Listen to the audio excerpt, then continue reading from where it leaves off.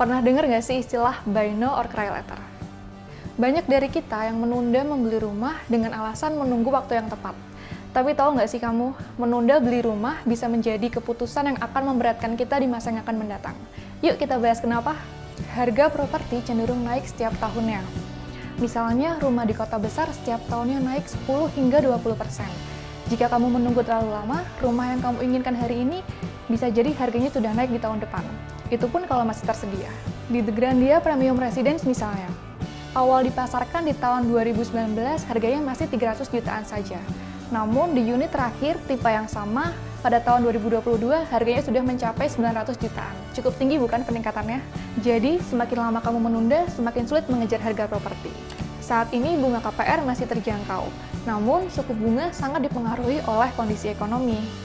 Kalau bunganya naik, cicilannya jadi mahal bukan? Jadi, mumpung bunga KPR masih stabil, ini waktu yang tepat buat kamu jika memang mau benar-benar mengusahakan segera punya rumah impian. Seiring bertambahnya usia, kebutuhan akan hunian juga semakin meningkat, apalagi jika sudah menikah dan berkeluarga.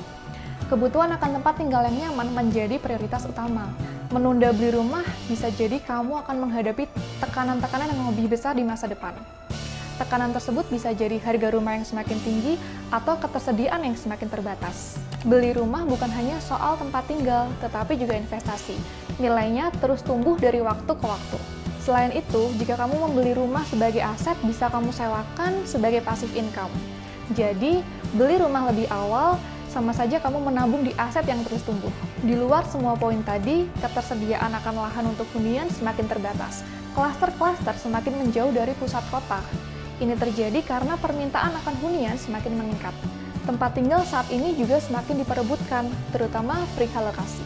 Nah, sekarang sudah tahu kan kenapa menunda membeli rumah bukan ide yang baik. Yuk, mulai sekarang cari opsi terbaik kamu. Jangan terlalu banyak menunda jika memang sudah mampu.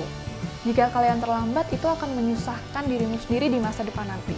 Jangan lupa ikutin terus tips dari aku di kanal The Grandia Group. Sampai jumpa!